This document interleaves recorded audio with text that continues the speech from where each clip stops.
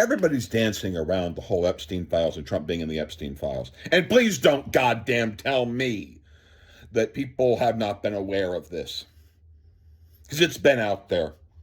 What's in the Epstein files that the FBI, that Trump's FBI does not want to release, that the Department of Justice doesn't want to release. You know what they're trying not to release? The confirmation of Katie Johnson, who in 1994 was experiencing exactly what you're going to hear her say in her own words in the video testimony of hers that keeps on trying to be taken down from YouTube. But the good news is you can download videos from YouTube.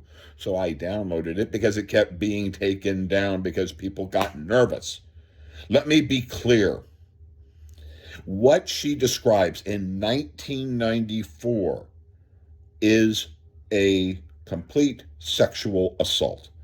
There are women out there and men and couples who enjoy having kind of like forced sex kind of fantasies, really rough sex fantasies, but they have this thing called the safe word.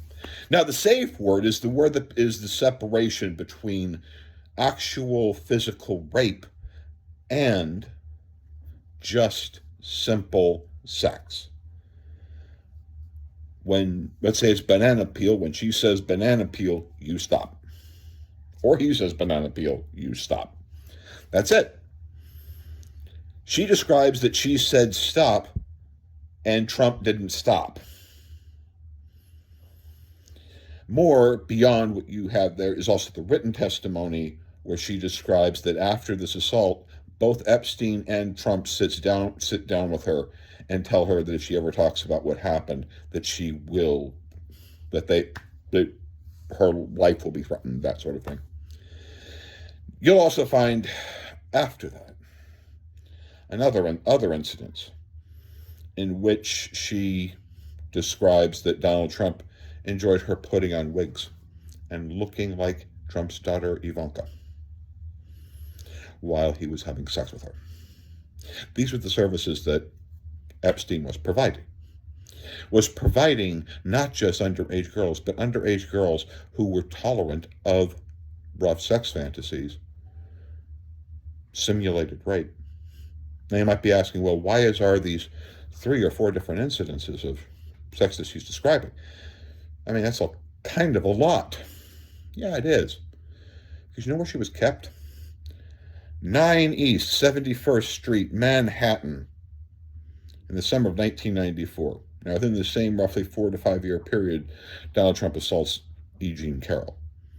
An adult. Because, he's getting away with sexually assaulting an underage girl who was allowing him to simulate being having sex with his daughter, while at the same time, Trump is out there describing his daughter as a piece of ass, that he would be dating her, all of these things that he keeps talking about his daughter in a sexual way, while Epstein is providing him with an underage girl who will look like his daughter. Now, how far is 9 East 71st Street, Manhattan, from, say, Trump Tower? The answer, if you Google it, is a 17-minute walk. Now, I know people say, well, he's fat and obese right now. Yeah, but he wasn't fat and obese in 1994. In 1994, you take that walk right along Central Park. Hell yeah, it looks nice. He could get up, walk over there, have sex with her, and then be back an hour or two. No one would know the difference. Right after lunch, between breaks, between business meetings or whatever. That's what's in the Epstein files. What's in the Epstein files is the confirmation of Katie Johnson. Now, if the government wants to sit there and say that it isn't, fine, please release them. Because that's what I'm willing to bet is what's in the Epstein files. What's in the Epstein files, I put to you, is confirmation of what you are about to hear, and you can listen to her full testimony on YouTube at any time. Mind you, you will find that it comes down. And the reason why it comes down is because Trump is terrified of it, and MAGA is terrified of it. The difference between myself and people like me is that I actually give a damn about the Epstein girls. It breaks my heart. It insults me as an American that we as a country have fallen to such a lowly standard that this video and her testimony has been out since 2016, and that wasn't enough to be able to take Trump and drive him into fucking dust. Or at least have that fully investigated by now as to whether or not she is real or not. And yeah, it's embarrassing because there's a lot of other people in the Epstein files, but I really don't give a damn. What I care about is stopping sex trafficking of underage girls. And you know why it's a problem? Because Epstein was not the only underage sex trafficker that Trump knew. The other person is Tony Lazzaro, who also provided sex with underage girls. But you know what Tony Lazzaro knew? He probably was completely aware of Katie Johnson. And he knew the kind of sex Trump would pay for.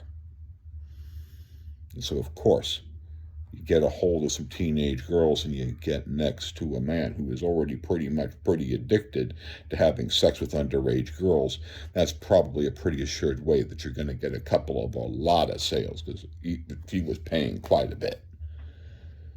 So let's just face it. Trump's got a problem. The Epstein files need to be released because of what you are about to hear. It's going to be a very short video. It'll be sections of it. You can listen to the full later. But please, listen to this and tell Donald Trump and the FBI and the Department of Justice, release the whole goddamn, release it all. And if not, you need to treat Trump like he is a consumer of sex with underage girls. Thank you.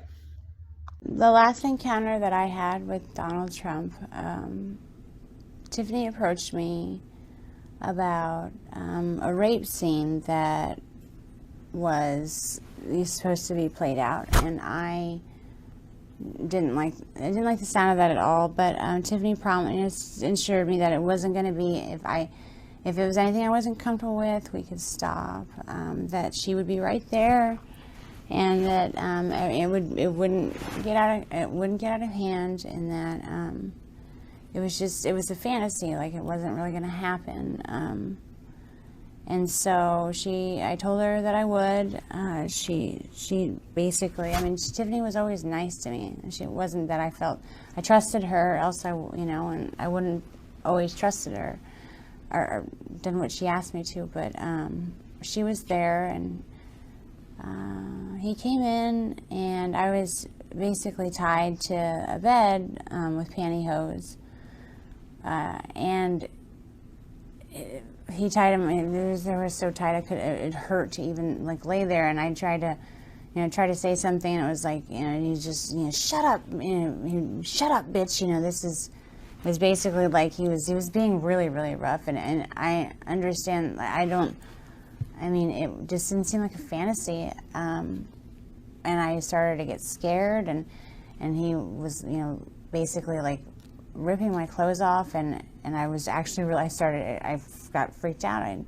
I told him that I didn't want to do this. I was, I screamed over for Tiffany. She was like, Mr. Trump, she's only, this is scaring her. And he's like, oh, you shut up too. He just turned into this animal. It was like a completely different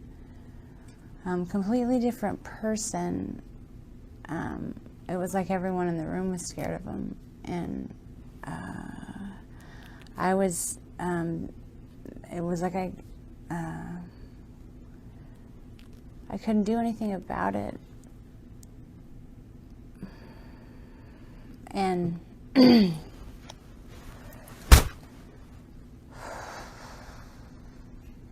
he ripped off all my clothes, and he started to basically have sex with me, and I was screaming because I'd never had sex before. It was my first time, and Tiffany was yelling at him too.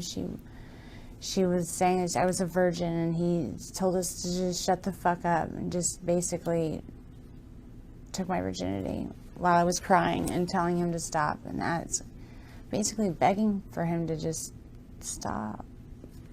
And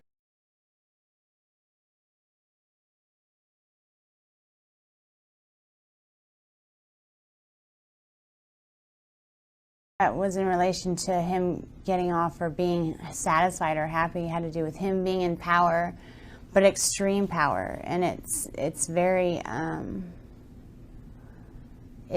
hard to even. It was always intimidating when he was like that. It was always, you didn't really know if it was true or. I mean, like if you refused to play along, would he really call immigration on Maria? Would he really get rid of us both? And I didn't even want to know what that meant. You know, I always didn't. It wasn't a game. It just felt like it wasn't a game. Yeah. The one night that I had the blonde wig on, he mentioned that I looked like, you know, I looked like to, you know, that I reminded him of his daughter. And actually, the maid fantasy, I didn't have a blonde wig on. I was trying to stay away from blonde wigs at the time. But he actually told Tiffany that that's what he wanted me to wear. Like, he wanted it, and anytime I put it on, anytime I had it on and he'd see me, he would say, "Oh man, you look," and it wasn't like "Oh, you remind me of my daughter." It was this sick, evil, like, you remind me of my daughter. It was just this weird pleasure, sick smile. Like, I don't even want to know what he was thinking about. I could imagine what he was thinking about. Donald Trump knew that I was 13 because the first night that I was there, Tiffany actually suggested that, you know, she had a whole bunch of different wigs, and I expressed interest in them. You know, I always told her that I would love to walk around with blue hair, and so I tried some on, and there was a blonde wig that she said that looked great on me. So I wore that wig, and Donald Trump had specifically asked about me because I remind him of his daughter, and she said, well, she's 13 as well.